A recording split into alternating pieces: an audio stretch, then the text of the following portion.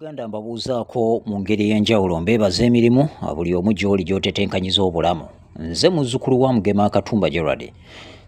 Abatambula naffe mbeebaza nnyo. Mwebale nnyo mwebalire ddala. Nga bulijjo tukomyewo nate twongere okutabaala ate eggombolola y'e Kalwana. Tuli ne Kansala Tubbi Charles Gita akyatabaala oba akyatalaaga ebitundu by'eggombolola eno eby'enjawulo okusobola okutuuka ku batuuze okumanya ensonga zaabwe ate n'okubajjamu obubaka bwe bagenda okumutikka abakiikirire ku disitulikiti e Kassanda mu kulonda okuteekebwateekebwa mu kaseera kano okubulako ennaku obunaku okubeera nti kutandika. Ate tuba tusobodde okuba nga tutambula mu miruka ebiri miramba okuli omuluka gw'eddalamba kw'oteeka ne Nakateete gy'emiruka Charles Gita Kansala Tubbi gy'asobodde okuba nga atambulamu okutuuka mu batuuze baayo. Era n'eno naye oboolyawo okusoomoozebwa kw'oteeka n'ensonga ezimu abatuuze ze balina ze bandyetaaze okuba nga zikolebwako tezaawukana nnyo ne mu LC ze twasookamu nga Mayirikiti n'endala. N'eno bwe twatuuse Nakateete kw'oteeka n'eddalamba ebizibu oboolyawo n'ensonga z'abatuuze zabadde zikwatagana. Kakati katutunulireko ku nsonga ng'ey'ebyenjigiriza. Ensonga y'ebyenjigiriza naye yazuuliddwa nti kikyali kyakusoomoozebwa kinene nnyo mu miruka gino. Abaana abamu tebannaba kubanga ate bafuna omukisa ogw'okugenda ku masomero naye waliwo ensonga enkulu gye twasobodde okuba nga tunokolayo mu miruka gino ogw'eddalamba kw'oteeka ne Nakateete.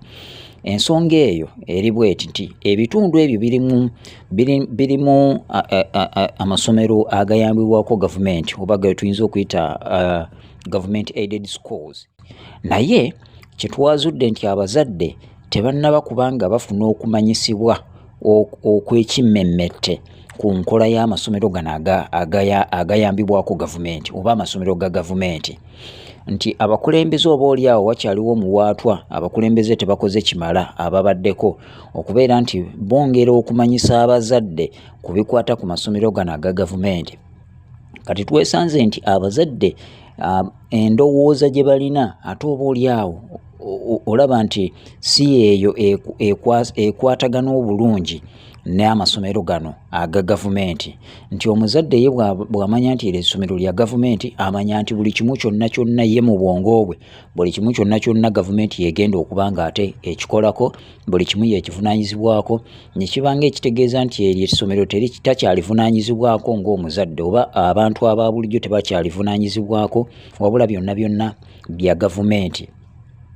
Nti ne weesanga nti abazadde tebalimu nkola eri ey'okumanya nti balina gavumenti ebakwasizaako bukwasiza ku masomero ago, nti era ne ssente okusasula abasomesa waliwo percentage gavumenti gyewaayo kuba kivula abagayita government aided schools nti gavumenti egayambako buyambi ekwasizaako ku bannannyinigo oba ekwasizaako ku bazadde.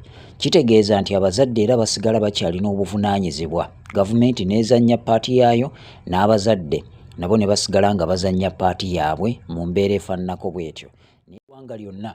Kakati eno enteekateeka eya Kansala Charles Gita ebeere ey'okubikkula abalala amaaso n'okubikkula obwongo bw'abantu abalala bangi, nti kati yasobodde okuba nga akizuula nti abantu tebannaba kutegeera bulungi enkola y'amasomero gano agayambibwako gavumenti. Ojja kwesanga nti ekyo ekizibu tekiri Kassanda wokka naye nga ne mu ggwanga lyonna bw'onoogenda n'obuuza abantu ye muli amanya nti essomero liba liyambibwako gavumenti, buli kimu kyonna ye abanga avuddeko buli buvunaanyizibwa bwonna. Ekitali kituufu nti gavumenti erina kyekola paati gyezannya, naye nammwe ng'abatuuze oba abazadde oba abantu aba bulijjo musigala mulina paati gye muzannya, buli omu bwe mugatta wamu gavumenti nammwe then essomero ne lisigala nga litambula mu mbeera efaananako bw'etyo. Bwe tugendako ku nsonga y'ebyentambula y'emu ku eyo okusoomoozebwa okunene ennyo mu bitundu ebyo kwe twazudde eddalamba ne Nakateete. Ensonga y'enguudo eyo naye kukyali kusoomoozebwa kunene nnyo era nga bwe tulabye ne mu bitundu ebirala, naye ng'eno awasinga obuzibu obusinga oba obwetaavu obusinga amakubo geetaagamu ebigoma.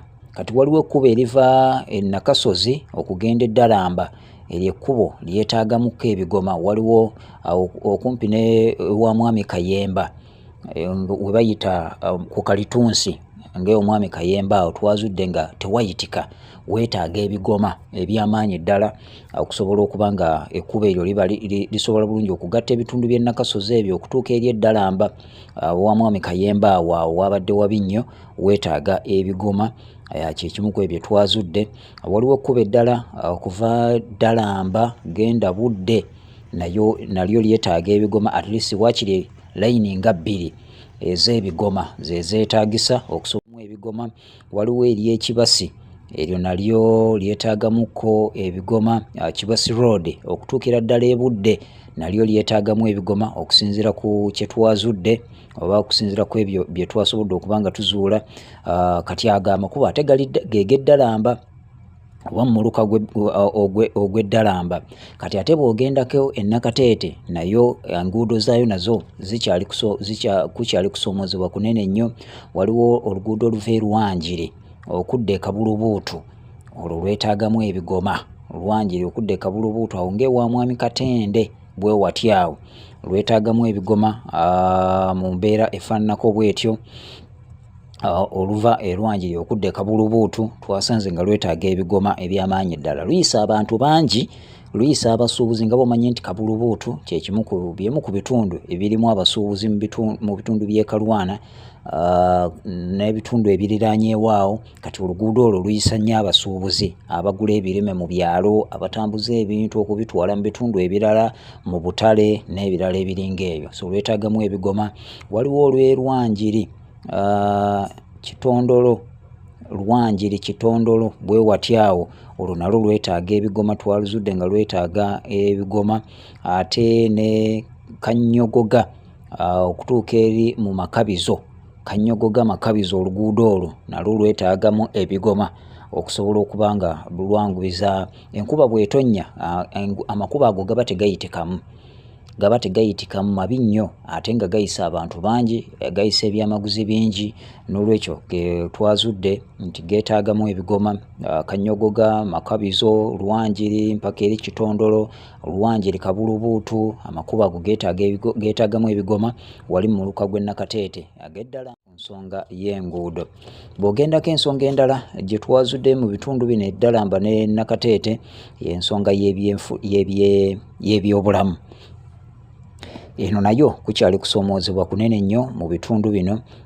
Bw'otunuulira waliyo ab'e Nakateete, Nakateete waliwo eddwaliro Kabulubuutu Health Center 2. Kabulubuutu Health Center 2 ly'eddwaliro lye twazuddeyo oba lye twasanze erisinga okuba nga likozesebwa mu bitundu bino. Lyerisinga okukozesebwa mu bitundu bino. Likozesebwa ebyalo emiruka okuli Kasaazi, Nakateete n'ebitundu ebirala ebiriraanyeewo. Abalwadde abamu bava n'e Kassanda, abamu bava eri mu Kookoowe ne bagenda mu ddwaliro lino erya Kabulubuutu Health Center 2. Naye lirina budget ya $1,000,000 yeriweebwa. Twasanzeewo abasawo 2 mu ddwaliro eddamba. Teebereza nga likozesebwa abantu okuva e Kasaazi, Nakateete, ayita mu Nakateete, genda eri mu Kookoowe, avayo mu Kookoowe abasawo. Twasanzeewo abasawo 2 bokka. Tewali bitanda bimala abakyala kwe basobola okuzaalira, era nga weesanga nti ate nga ajjukira ebyo ebyalo birimu abantu bangi. Kati abakyala bazaalira wansi, teri bitanda bimala. Abalwadde tewali bitanda bimala kwe basobola kuba nga bajjanjabirwa, ababeera baweereddwa ebitanda mu ddwaliro. Kati ng'okusoomoozebwa kunene nnyo mu ddwaliro eryo ku nsonga bikyali kusoomoozebwa kunene nnyo mu bitundu bino olw'eddwaliro eryo twasinze okuba nga tusimba essira ensonga y'eddwaliro. Ensonga endala eyatunuliddwa ensonga y'abakyala. Abakyala n'abavubuka tebasobodde kubanga baganyulwa mu nteekateeka eziriwo ez'okubakulaakulanya ezizze zibeerawo ez'okubakulaakulanya. Waliwo ssente ez'abakyala ezizze zifuluma eziteekebwa ne ku disitulikiti okusobola okuba nga bakulaakulanya abakyala ku buli disitulikiti. Abakyala beeno ezo bazikonga lusu, bawulira na biwulire mu bigambo, amu kwe gwasoose n'okubiwulirako nti waliwo ne ssente ezibaweebwa. Abavubuka nabo abamu kwe gwasoose okuwulira nti waliwo neza youth livelihood program eyaliwo oba eriwo okuba nga ebakulaakulanya mu abavubuka. Bangi abamu program ng'ezo ez'ebyenkulaakulana nga bawulirako mpulire nga kansala yazibannyonnyola nti abaayi waliwo ssente bweziti ne bweziti mwazifunako, ate tubiwulirangako.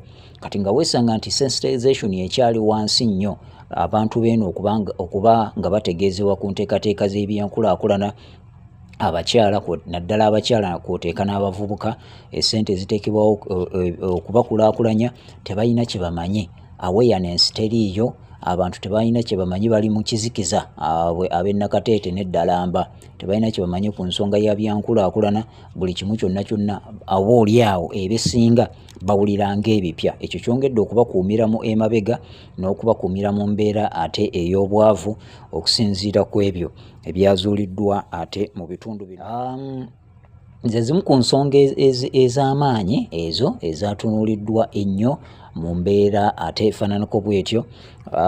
Mpozi n'ekirala kyetwazudde mu bitundu bino nti abantu tebannaba kusomesebwa kimala ku nsonga z'ebyokulonda.